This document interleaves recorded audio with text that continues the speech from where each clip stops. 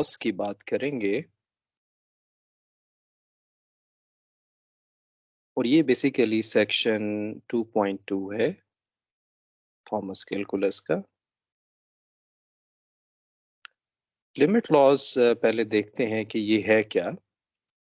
Suppose कि हमारे पास एक फंक्शन है और इसकी अगर हम लिमिट फाइंड करें तो इसका आंसर आ रहा है एल। इसी तरह से एक और फंक्शन है जी ऑफ एक्स और इसकी लिमिट फाइंड करें, हमारे पास आंसर आ रहा है एम। अब लिमिट लॉज हमें ये बताते हैं कि अगर हम दो फंक्शंस ऐड करें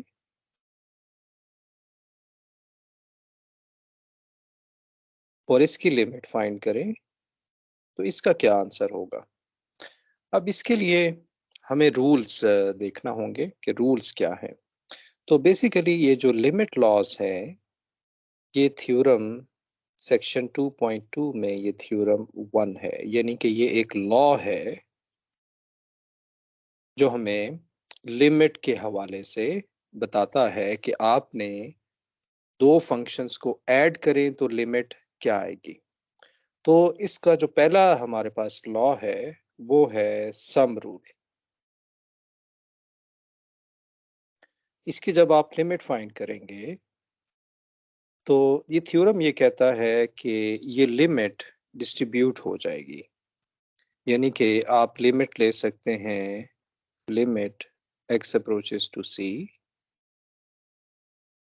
f of x plus limit g of x। तो इसका आंसर आ जाएगा L, इसका आंसर आ जाएगा M।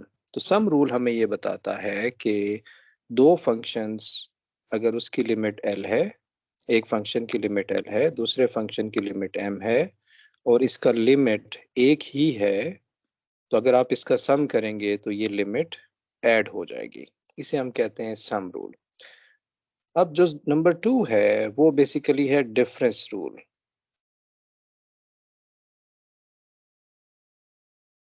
इस डिफरेंस रूल में आपने क्या करना होगा, डिफरेंस रूल में हमने क्या करना है, इसे कॉपी करना है, यानी मैं अपनी आसानी के लिए कॉपी कर रहा हूँ। सिर्फ आप क्या करें कि यहाँ पर माइनस लगा दें और ये आ जाएगा L माइनस M। इसे हम कहते हैं डिफरेंस रूल। इसी तरह से लिमिट लॉस में कांस्टेंट मल्टीपल रूल हमारे पास है।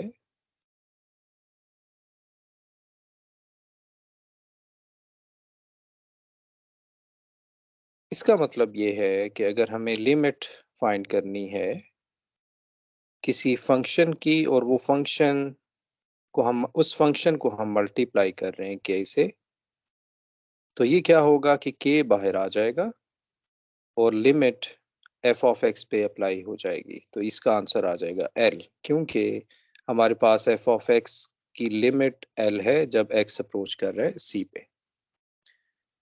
सिमिलरली अगर आप प्रोडक्ट रूल की बात करें,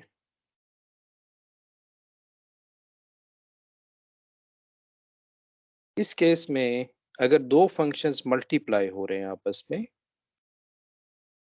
और इनकी लिमिट आपने फाइंड करनी है, तो थ्योरम हमें ये कहता है कि ये लिमिट पहले इस फंक्शन पे अप्लाई होगी और यही लिमिट फिर इस फंक्शन पे अप्लाई होगी, यानी कि आंसर आएगा L और M। अब देखें अगर हमें ये लॉ पता ना होते तो हमें नहीं पता चलना, हमें मालूम ना हो सकता कि हमने ये लिमिट कैसे डिस्ट्रीब्यूट करनी, क्या ये लिमिट सिर्फ इस फंक्शन पे है, क्या ये लिमिट हमारे पास g ऑफ x पे है, किस पे ये लिमिट है। तो लॉ से हमें ये पता चला कि हमें ये लिमिट जब दो फंक्शंस प्रोडक्ट में है तो ये लिमिट दोनों फंक्शन की लिमिट आप ले रहे होते हैं। इसी तरह से नंबर 5 क्वोशंट रूल है।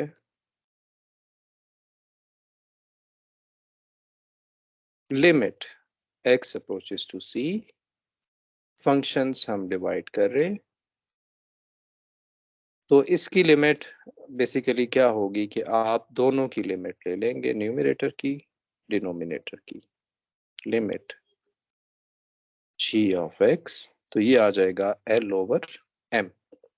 तो क्वेश्चन रूल में और m को जीरो नहीं होना चाहिए, अगर लिमिट जीरो आ रही है तो फिर हम सॉल्व नहीं कर सकेंगे।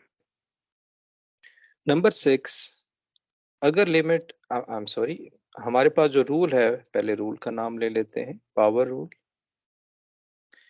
पावर रूल ये कहता है कि अगर x approaches to c limit है, कोई फंक्शन है, उसकी पावर n है, तो रूल या ये थ्योरम हमें ये कहता है कि आप पहले इस फंक्शन की लिमिट ले लें जो कि आ जाएगा l, और फिर उसकी पावर n ले लें। n is a positive integer, positive integer के लिए ये रूल है। 7th,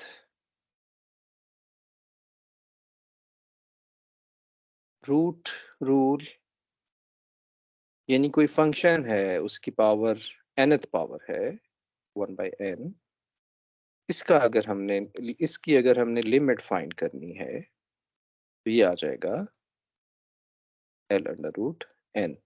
n जो है is a positive integer.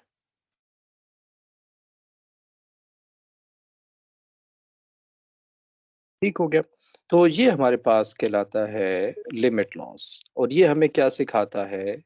Limit law हमें ये सिखाता है कि अगर फंक्शन ऐड हो रहे हैं, कैसे आपने उसको सॉल्व करना है, फंक्शन डिवाइड हो रहे हैं, मल्टीप्लाई हो रहे हैं, उसको कैसे सॉल्व करना है, फंक्शन हमारे पास उसकी पावर n आ रही है तो फिर आपने कैसे सॉल्व करना है।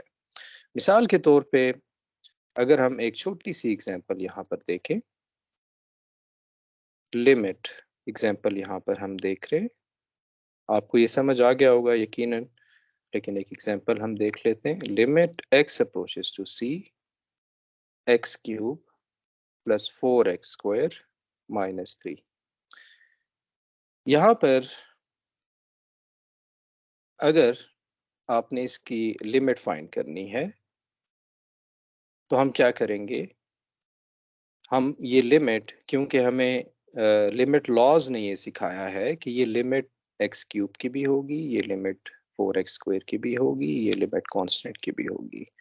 Limit x approaches to c x cube plus limit x approaches to c 4x square minus limit x approaches to c 3।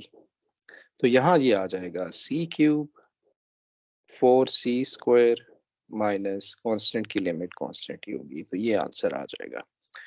अब ये जब आप अप्लाई करते हैं तो शुरू में तो आप इसी तरह से चीज़ों को लेकर चल रहे होते हैं, लेकिन अगर आप समझ चुके हैं इसको, तो फिर हम क्या करते हैं, हम एक ही दफ़ा इसको लिख लेते हैं, सी क्यूब 4c स्क्वायर माइनस 3।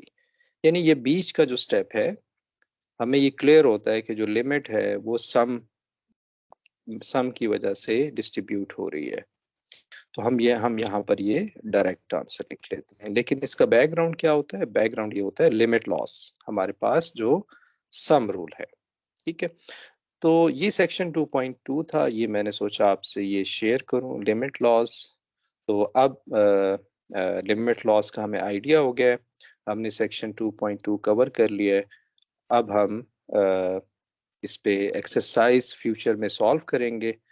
ये याद रखिए, जो एक्सरसाइजेस हैं वो सारी प्लेलिस्ट में है, प्लेलिस्ट में आपको तमाम एक्सरसाइजेस के सलूशन मिलेंगे। Thank you for watching.